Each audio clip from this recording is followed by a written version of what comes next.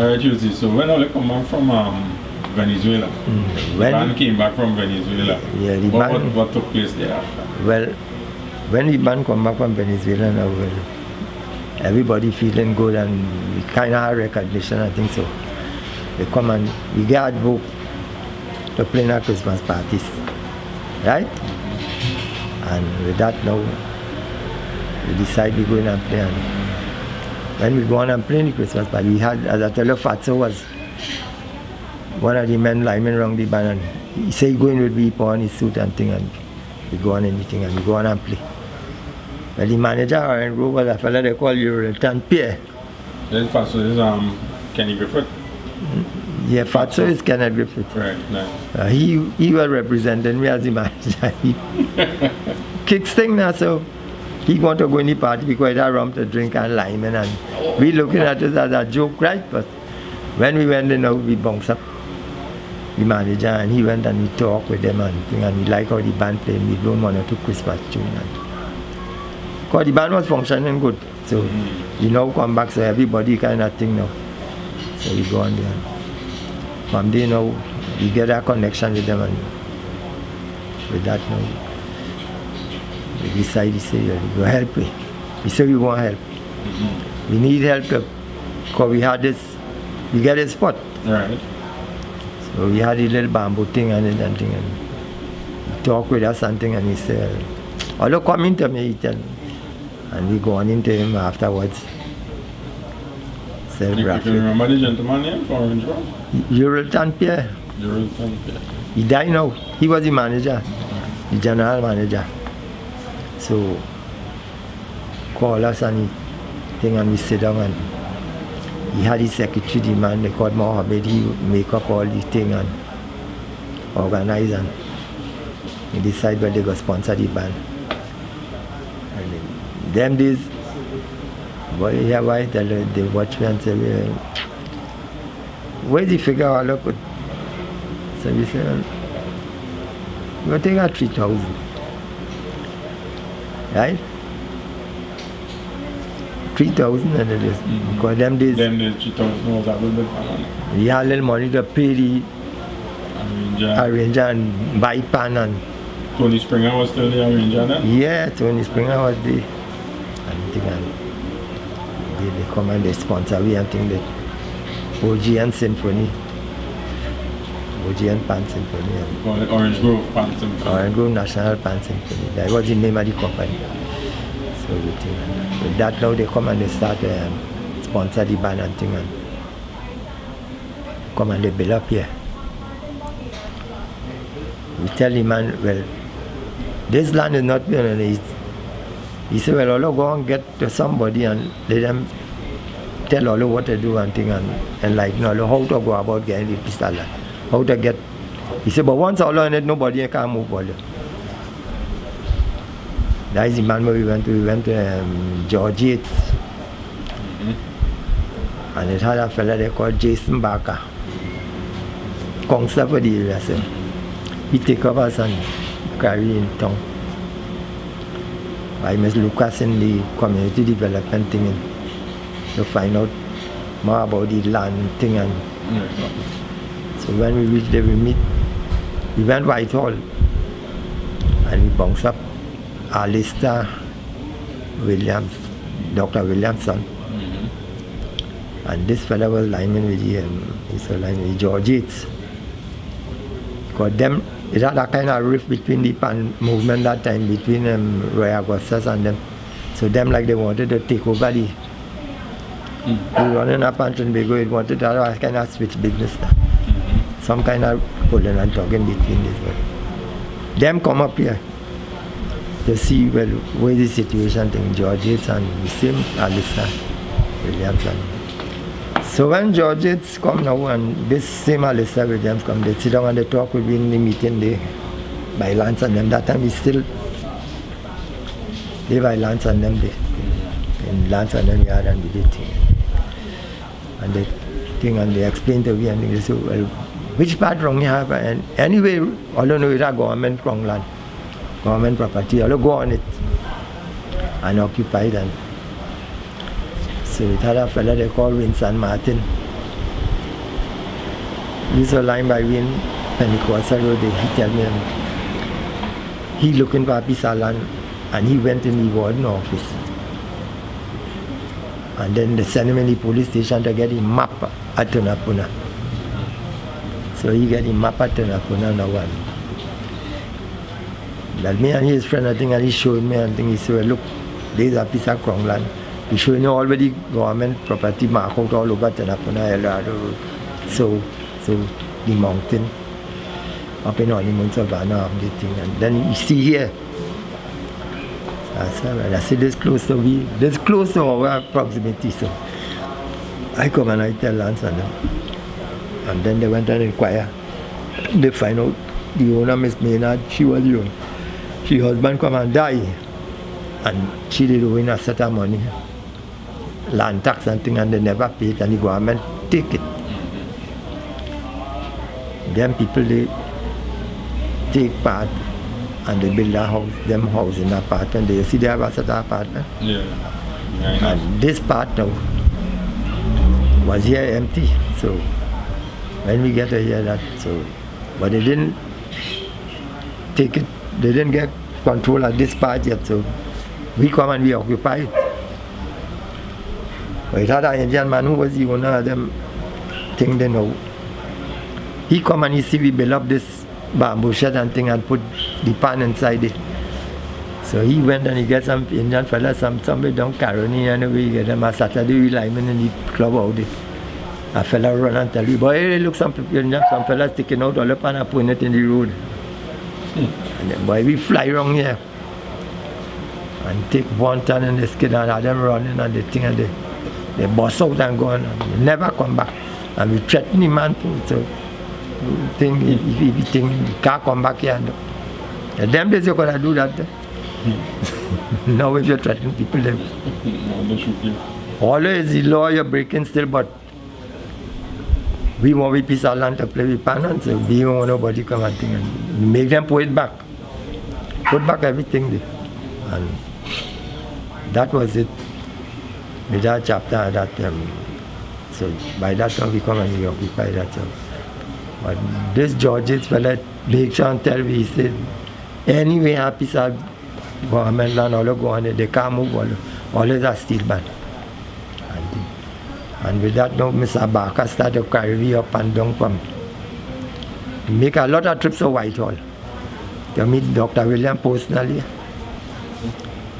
He used to go and thing and, but he was the counselor, he used to get to go in and we used to sit down downstairs and wait, and then he used to come back with it and relay back the message every and thing.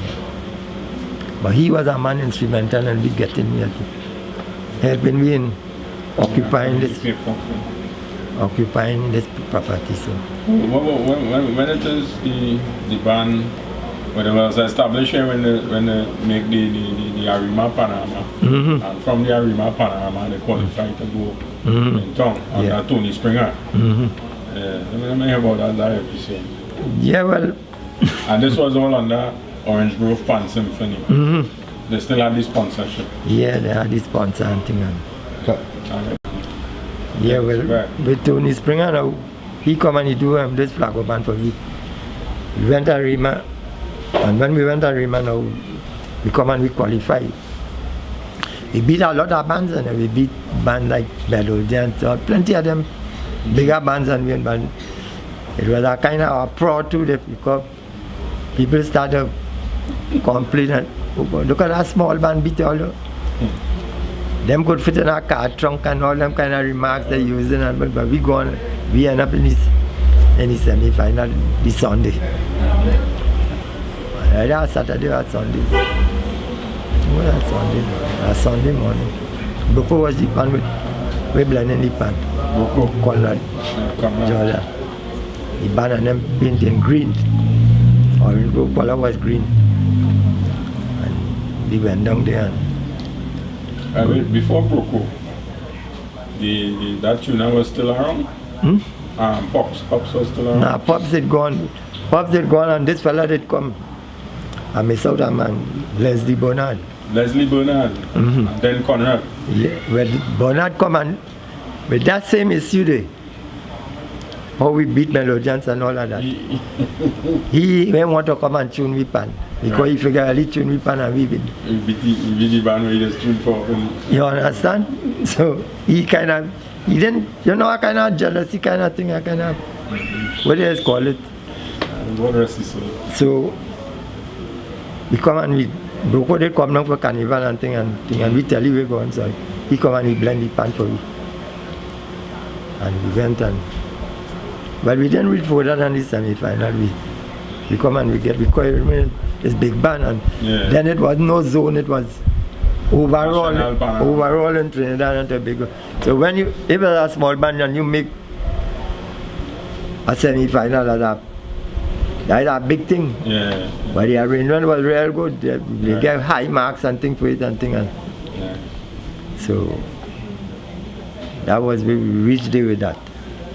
And after that now we come back and things start to go along and Tony come and he started doing things. Then the sixth Badman Jordan come back in 1977. 1977. He was in Venezuela. He was in Venezuela all the time. When we went over there, I think we went and looked for him, but we never located. We tried to get in contact, but he come back in 1977. And with that now, he decided, well, we really arrange and things. So that time Tony playing with friends and old Rodney and them. Yeah. And he did more concentrated on the guitar thing on the string. So he kind of gave up thing, but he lived with a lot of music.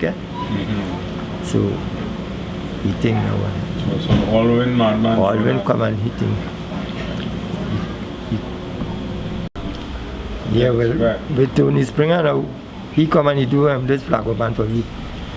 We went to Rima, and when we went to Rima now, we come and we qualify. We beat a lot of bands and we beat bands like Melodians, plenty of them, bigger bands and we band. It was a kind of a proud to them because people started complaining, look at that small band beat all of them could fit in a car trunk and all them kind of remarks they're using, but we go on, we end up in the semi-final this Sunday. Either Saturday or Sunday. What was Sunday? Sunday morning. Boko was the pan we blending the pan. Boko, Conrad, Jordan. The band and them painting green. Orange color was green. And we went down there and before Broko, that tuner was still around? Pops was still around? Nah, Pops had gone. And this fella did come. I miss out a man, Leslie Bernard. Leslie Bernard, and then Conrad. Yeah, well, Bernard come and with that same issue there, how we beat Melodians and all of that. He want to come and tune with pan because he figure he tune with pan and we beat. We beat the band we just tuned for. You understand? So he didn't, you know, a kind of jealousy kind of thing, a kind of, what do you guys call it? What rest is so we come and we Broko they come down for carnival and thing and we tell you we go inside. He come and he blend the pan for me. And we went and but we didn't reach further than the semi-final. We come and we quite this big band and then it was no zone, it was overall in Trinidad and Tobago. So when you if it's a small band and you make a semi-final that's a big thing. But the arrangement was real good. They gave high marks and things for it and thing. So that was we reached there with that. And after that now we come back and things start to go along and Tony come and he started doing things. Then the sixth Badman Jordan come back in 1977. 1977. He was in Venezuela. He was in Venezuela all the time. When we went over there, I think we went and looked for him, but we never located. We tried to get in contact, but he come back in 1977. And with that now, he decided, well, we really arrange and things. So that time Tony playing with friends and with old Rodney and them. bands that he Yeah. doing things And, with. yeah, he did more concentrated on the guitar thing on the string. Playing, right. So he kind of gave up thing, but he live with a lot of music. So he think now. So Alwyn Madman. Alwyn come and he think. Time he reached in a semi-final with Pan Night and that Red Rangers past 3 years.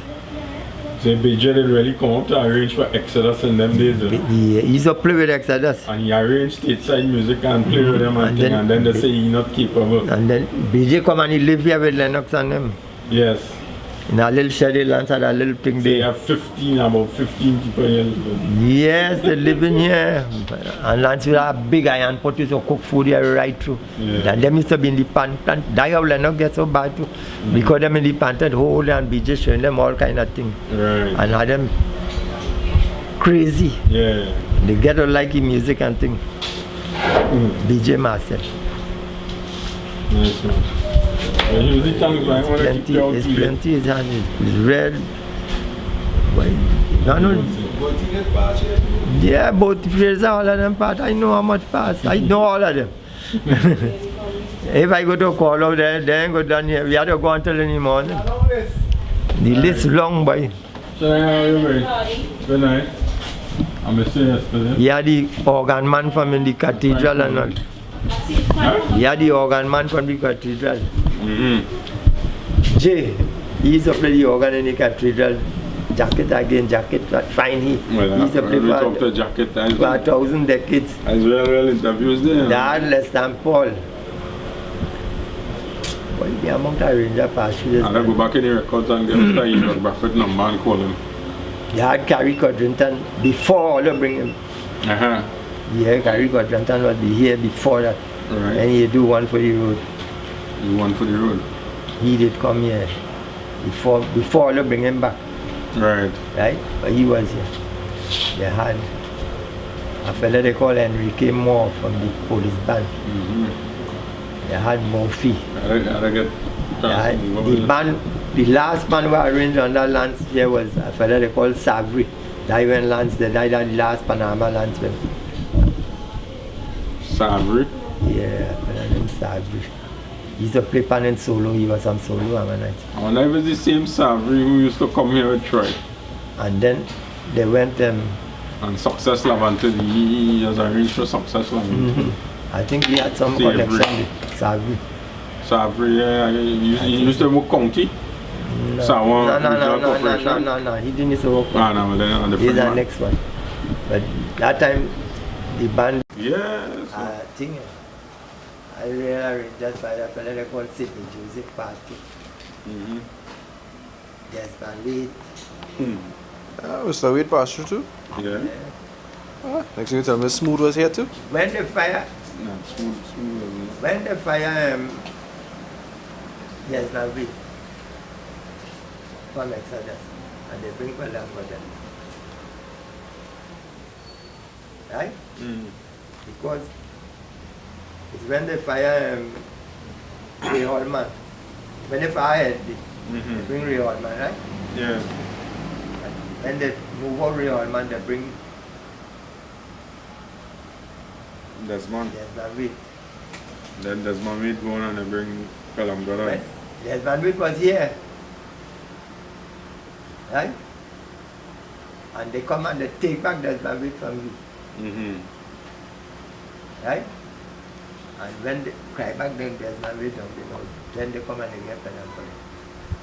And then Yeah. And Desmond Witt sent up Joby, which is called Afro's son,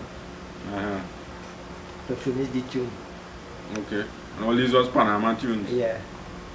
Well, he did start the tune, Pan in the Rococo. He did start that. And then you go tum. That was Desmond Witt. But them come and, when they think now, they take he back. They send back and come back for he. And I said, that's never easy. And he now, he feeling half I know, he send up the little young boy now. You Jet and all, when Jet didn't used to get time to come and do music for him. And he had to arrange all them, but he used to send him better. Ken Samaru, the Kenyaman, he just sent me, he come and he do a Panama, just start and he come and he actually make one day. Natasha Wilson. He did come and he do that for you. So quite a lot of arrangements we pass through here. Not no little bit. What year Orange Grove the dam is when the factory closed down? Yeah, the factory closed down.